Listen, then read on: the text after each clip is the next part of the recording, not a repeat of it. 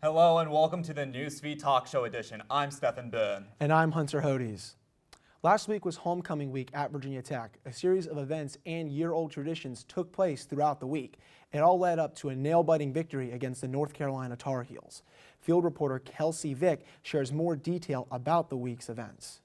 Virginia Tech finally wrapped up Homecoming Week with week-long events and an epic grand finale football game.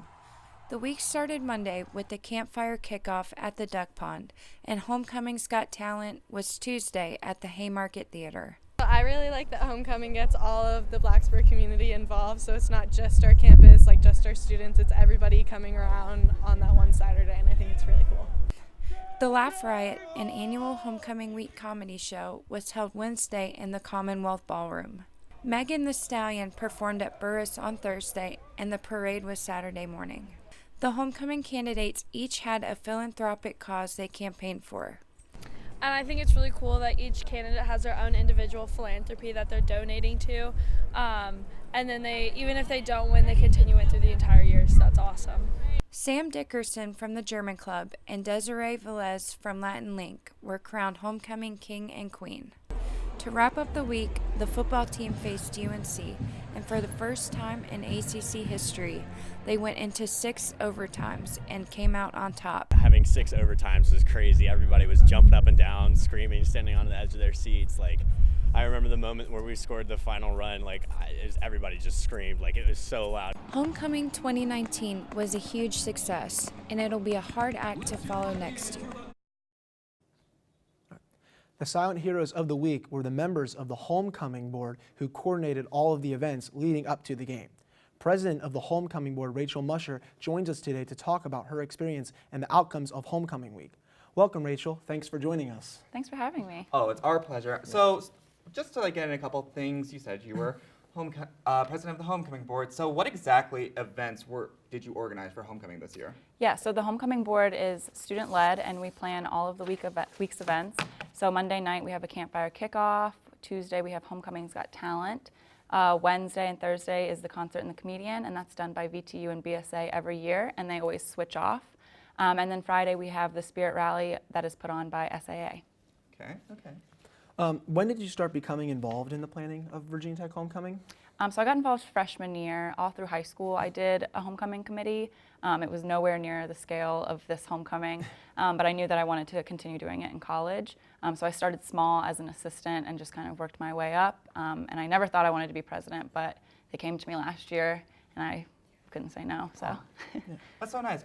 So you said you were involved with Homecoming in high school. Is it a little bit different between then and something so big with Virginia Tech? Definitely. So at my high school, like most of the high schools, it's just a popularity contest. So it's just whoever gets the most votes. Whereas here we try and do it to put on oopprosum and to have people do platforms and causes that are special to them. And I think that's what sets us apart from high schools and most of the other colleges. A lot of colleges still do it just on who gets the most votes and popularity. So I like that we do it for a cause. Okay. So what exactly is your major, and did you first decide to go into homecoming planning just because of what you did in high school, or is this more about something to prepare you for your own future? Not necessarily to prepare me for my own future, but I think what I've learned from homecoming definitely will prepare me for my future. Just public speaking and the different things that I've learned in time management and trying to keep things organized, I think will help me for the rest of my life. But my major is political science, so I don't plan to plan events for the rest of my life, but I think it's helpful. All right. So what typically goes into planning homecoming here at Virginia Tech? Is it just a lot? Yeah, so it's a lot. People I don't think realize what goes into it. So we start a whole year out. So next week we'll start on next year's homecoming. Wow. And yeah, so it's a whole year-long process of deciding what we're going to do, deciding when we're going to do it, the times, the booking of events. It's a process. So we start a year out. We actually will transition to a new board. A good % of our board is graduating this year, so we're going to have a very big turnover. So we do applications and interviews, and then we'll transition the new board to kind of give them time to learn from us before we just throw it at them and say, take it and go. So. Okay, so is there any events that you guys have on the back burner or that's coming up at all? As far as Of course, if you can't tell us, like, keep it the surprise. Yeah, we do have a few things coming that are a surprise, not necessarily events, but just changes that we're trying to make just to kind of better the campus and the community as a whole. So be on the lookout for that. But as far as events, what we're kind of really focused on right now is the King and Queens platforms and putting on their events and kind of being the support for them, since this is probably the first time they've put on huge events like this. So we just kind of want to give them every step and help that we can. Okay. One thing I did want to ask is I am from Blacksburg. Like, I grew up here, and now I go to school here. It's very exotic. But I wanted to know, how was the town of Blacksburg receptive to it? Because there are sometimes tensions between where we live and the school here. Right. And so I was just wondering, is there like certain things you have to do with like businesses in Blacksburg? So we work with the businesses, and they're always extremely helpful. We've never had a problem with the community of Blacksburg. So usually we do raffles at Homecoming's Got Talent, and a lot of businesses donate gift cards or different things for us to raffle off. So they're very helpful in that sense. But the community as a whole is very receptive to Homecoming. For the parade, they all come out, and they're excited. They're cheering us on. They're thanking us for the work that we've done, and the kids are always so excited. So, yeah. I guess if there's anything you could do differently about this year's homecoming, so what would it be, if there's anything? I actually don't think there's anything that I would have done differently. I think this year's homecoming, since I've been here, is my favorite, just because everyone that's on board was super helpful and super ready to work, and everyone was volunteering their time, and it wasn't like pulling teeth to get people to come out and do things. They wanted to be there. They wanted to do stuff. So I wouldn't change anything. Aw. Well, that's fantastic. Coming up next on our next segment, we'll speak with the 2019 Homecoming royalty, see what the King and Queen experienced running, winning, and reigning, that and more after the break. Home fire drills give your family a plan of action. In a home fire, you may have less than 2 minutes to get out. So when you drill, show everyone 2 ways out of the house, pick a safe meeting spot, and get there in under 2 minutes. Then practice home fire drills at least twice a year. You can even make them fun, so everyone knows the sound and exactly what to do when they hear a smoke alarm. Go to ready.gov/fire drill and learn how to prepare your family for home fires. Bye-bye. Hi. Hoping for a crisp breeze to help keep you alert. Oh, he took a sip of water too. That'll probably help. You were probably gonna turn down the radio too, so you could focus, right? Probably okay isn't okay. Right. If you see a warning sign, stop and call a cab, a car, or a friend. I think the water line is what really drove it home. I blew on him. Welcome back to this special edition of the Newsfeed. I'm your host, Stephen Boone. And I'm Hunter Hodes. Homecoming week wrapped up with a 43-41 win over UNC. The game went to 6 overtimes, setting an ACC record and debuting a new collegiate rule that a game must be won by a 2-point conversion if it go past 4 overtimes. Reporter Linda Kill took to the streets to capture fans' reactions to the wild game. I'm here at Virginia Tech to hear what the students have to say about the record-breaking 6 overtimes that happened at the homecoming game against North Carolina.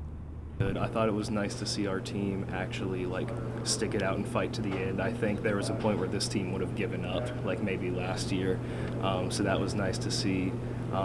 There were several times where I thought I was going to have a heart attack. So I'm just glad that we got the win. Well, after halftime, I was able to sit up in the president's box where they actually had the glass magnified. So the game was so much cooler from up there, and the 6 overtime was pretty insane for a homecoming game, especially when we've had so many games that haven't been as exciting. So yeah, I'm really excited for the next one.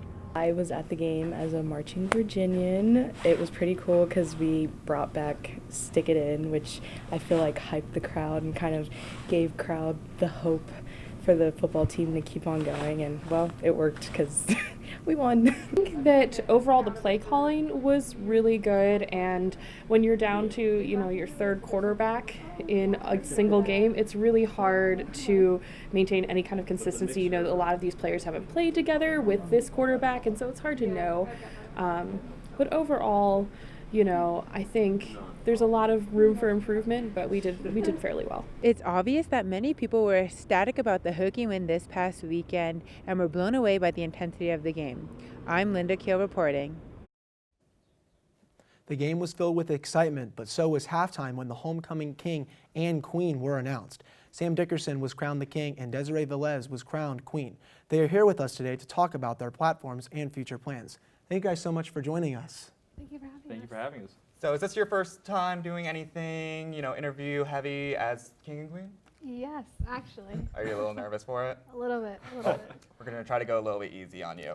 So how did you guys first become nominees? Obviously, you guys are part of organizations, sororities, fraternities. How did you guys become involved with running for Homecoming King and Queen?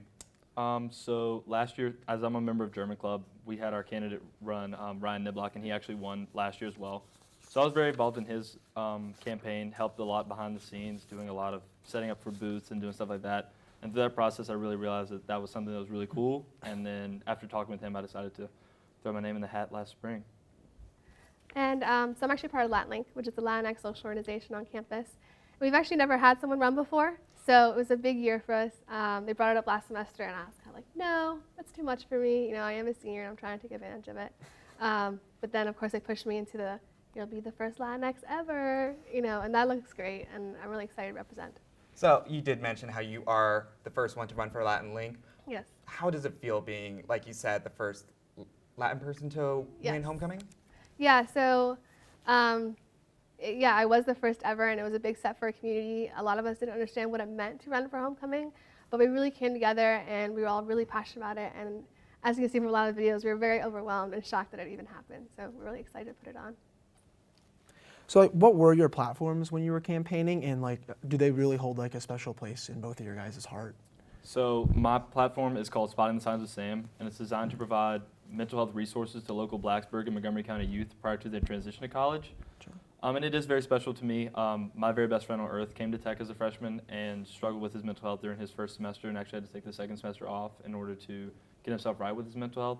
So after that time, I started researching what mental health information is actually provided to upperclassmen in high school, especially before they make the transition to college. And I realized it really wasn't a lot. It's not a topic that is spoken about frequently in a high school classroom, so a lot of students come to college and they face new challenges and they end up struggling with their mental health and having to be behind the curveball. So I wanted to get ahead of that and provide them mental health information before they make the actual jump to college. And my slogan was Earth Day with Desiree, so I was promoting environmental awareness. And I knew from the beginning I wanted to do that. My family is from Puerto Rico, which is in the Caribbean. And after Hurricane Maria in 2017, I made more of an effort to be environmentally aware and kind of changed my ways to be more eco-friendly. And a lot of times we don't care about issues until it affects us directly. And it was one of the things I wanted to show the student body and show why we should care and hopefully make a difference this year. Okay. So obviously, football game is one of the biggest events, if not the biggest thing to happen during homecoming. How was it like just walking in there and then just being crowned, just having all these eyes on you? What was like that moment for you? It was pretty cool. I grew up a Tech fan, so I've been to Tech games since I was, a very small child. And my parents are both diehard Tech fans. My dad's an alum. So walking down the field with my mom was just an event that was just a moment that I never thought actually would happen. It was kind of surreal to actually be on the field in lane during a football game with lots of eyes obviously on you. So it was just a surreal moment that I was just really enjoying taking it all in, looking around, seeing all the people, hearing all the screams. It was a lot of fun.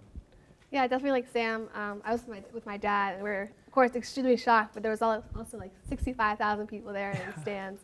So it was really exciting. It was overwhelming almost, but it was really, really exciting. Yeah. And since winning, have you been able to make headway with your platforms? How much has it changed since just winning it last weekend? So both of our platforms are really in the planning stages right now, I'd say. At least I can say for myself. So we're getting to that point where we're actually, now that we have actually won, so we can really make the long-term plan, start making arrangements. But yeah, I'm really excited. We're going to add some new things to my platform in terms of potential different events that we can do other than just maybe going into the actual high school. So we're going to see where it takes us. I'm really excited to see where that path might lead. Yeah, and definitely for me, one of the biggest things I emphasized during my campaign is we hope to plant 15,000 trees in the Blacksburg area. So we'll definitely get a head start on that, and hopefully we can make it actually happen. Oh, That's awesome. You mentioned earlier that you do have a couple of events that you're starting to think of for your mental health platform. Do you have any idea of what those might be at the moment? So the goal is to actually enter into high schools and have kind of mental health workshops for especially the upperclassmen, if we can make that work. Other than that, I want to have potentially go into the youth centers, like YMCA type things, or type organizations, and having mental health workshops there just to meet a different set of students that we might not be able to reach in the high schools. And then you said you were thinking your platform was going to try to plant so many trees.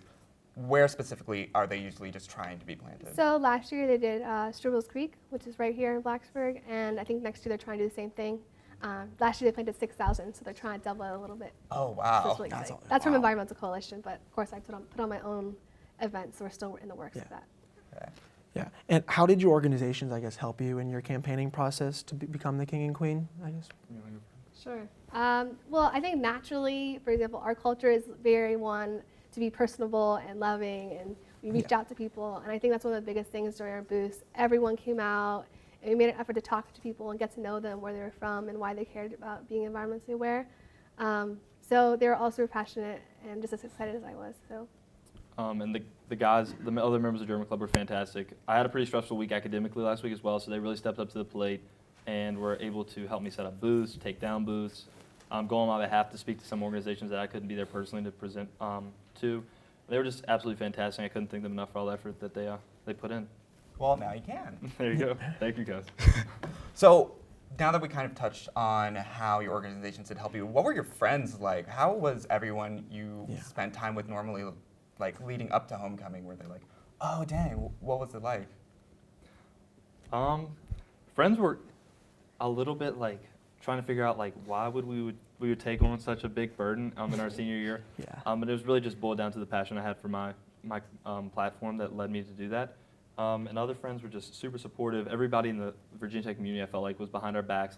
Whether they're behind my personal back as a candidate or the other candidates, I was just really excited to see as many students excited about homecoming as we were, because we've obviously put in a lot of effort to make it a fantastic week, and I was really excited to see the community was equally as excited to see us.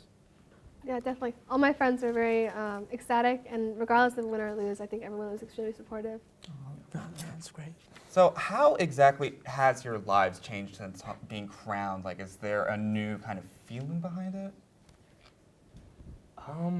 It was kind of, there have been some moments where people that I don't really know or haven't ever met have been coming up to me and saying congratulations, but in terms of life-changing, not really. I'm not a big fan of that super over-the-top attention, so it was super cool just to meet a lot of new Hokies through it. So. Yeah, that's awesome. Yeah, equally, I think, homecoming hasn't had an underrepresented org win in a very long time, and it's really great for all of our communities, and we're just really excited to take up the new plate. Well, that's great to hear. Coming up, all of our guests will be joining us to talk about their shared experience and the homecoming football game. Look at you. You're at the top of your game. You're unstoppable. Nothing can throw you off track. Wait, is that your car? Uh-oh. Yeah, I saw that coming. That will throw you off track. You're looking at around 10 grand in fines, legal fees, and increased insurance rates. Let's try this again. Smart move.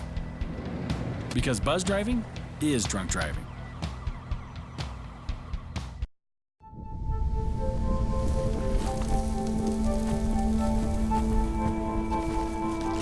Eva Marie smoked 12,000 packs of cigarettes over 15 years.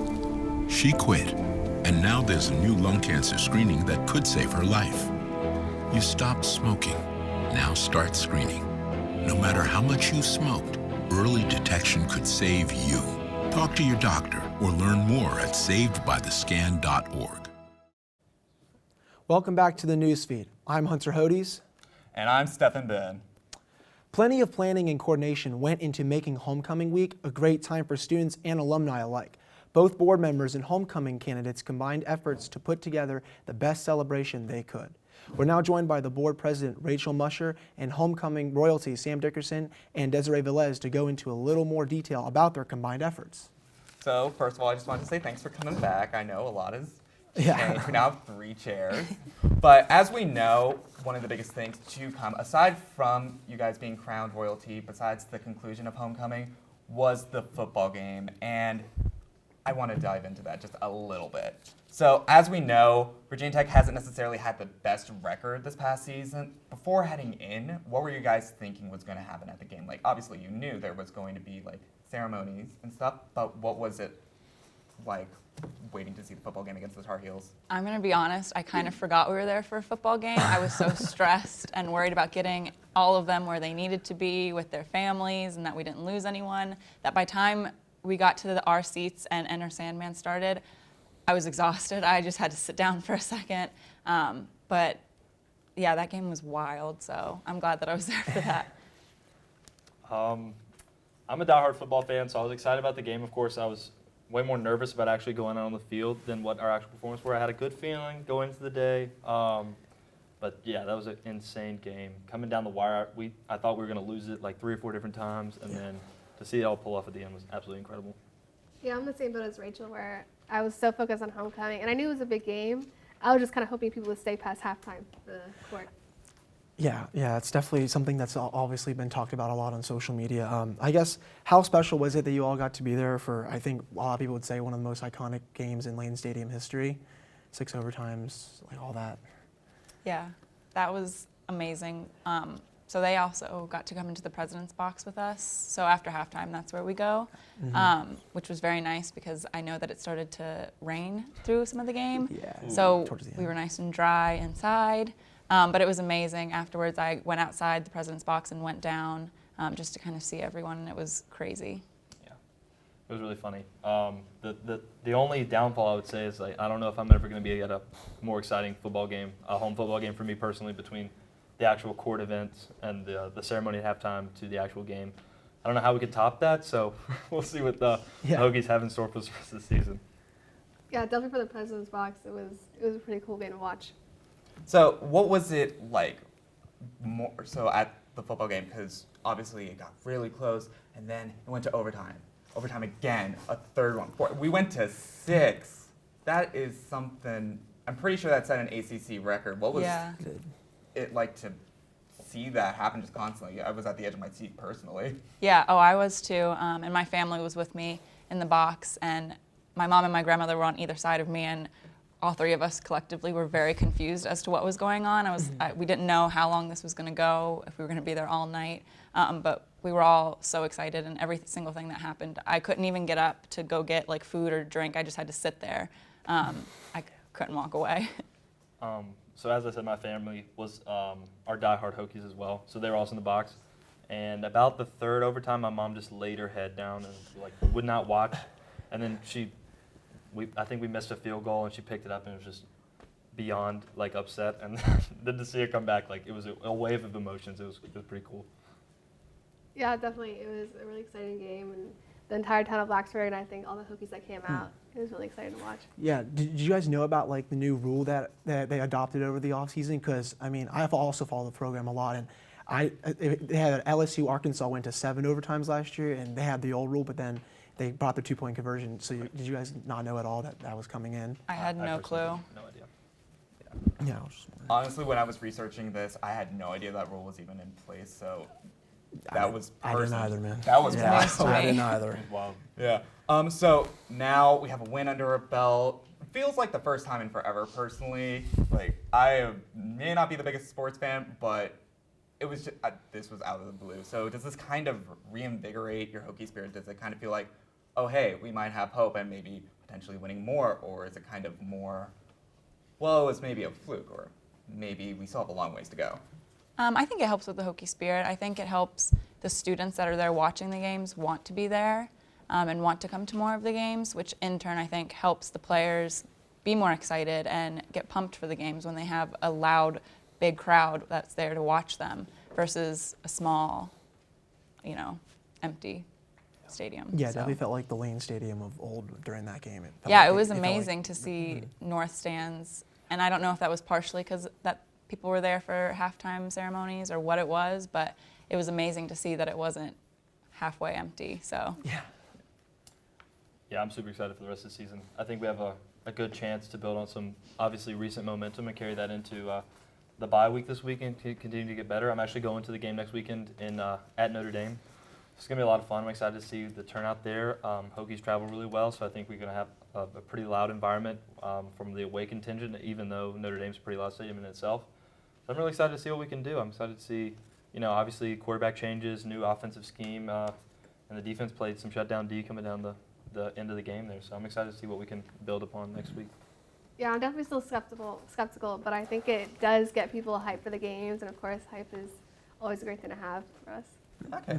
So how was the experience working together for Homecoming Week? Because obviously you guys had to have had some coordination before being crowned and then after being crowned. How was it working together, first of all? It never felt like a competition. We were all super friendly, we were all super close, and we still are.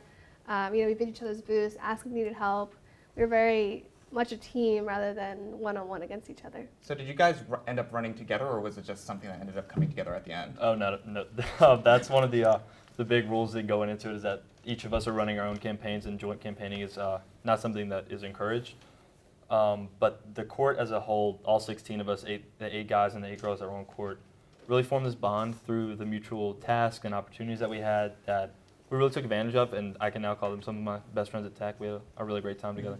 Oh, that's fantastic to hear. And what was it like working with all of these candidates trying to run their own campaigns? Yeah, I think that's another thing that's so special with us doing the platforms is that it is less of a competition because it's not just based on popularity. They're all so overwhelmed and so busy, and we give them so much to do that I think it kind of brings them together in a way of, oh my gosh, I don't know what I'm doing, I don't know how to do this.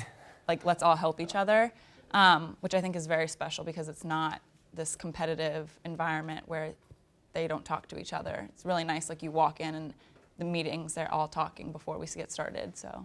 So are you guys going to be working together for much longer, or that now that you've finished Homecoming, are you kind of moseying on their merry way?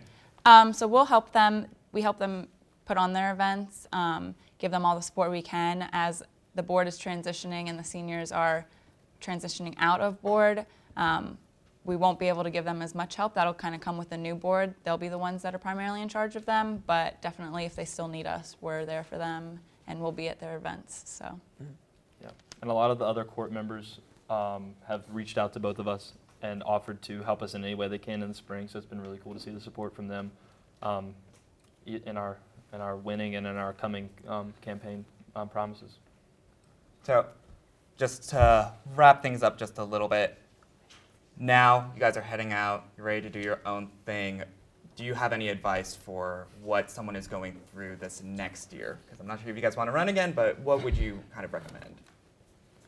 I would definitely recommend to any candidate that's looking to run is to make sure that you really find a platform that you're passionate about. You're going to be talking about it a lot. It's going to be at the forefront of your mind for many, many months. So if you're not passionate about your own cause, it's going to be less of a fun task actually running the actual platform. And then second, make sure your organization is fully behind you and support them in any way you can and kill them with kindness because they're going to be the ones really helping you down the stretch. Yeah, definitely. It's a very stressful week, and I think the biggest thing that got me through it was my community and the people that kind of supported me through it all. But my biggest advice is, of course, like find something that you're extremely passionate about, know what you want to do, and express that with your community so that you have people that are just supportive. Okay, well, that's fantastic to hear. Yeah. That will wrap up this special edition of the News Feed. A big thank you to our guests for joining us today. If you have a story idea or even a talk show idea for the News Feed, let us know. Send us an email at thenewsfeednrv@gmail.com. And as always, you can connect with the News Feed on Facebook and Twitter. Thanks for watching. I'm Stephen Byrne. And I'm Hunter Hodes. Thanks for joining in.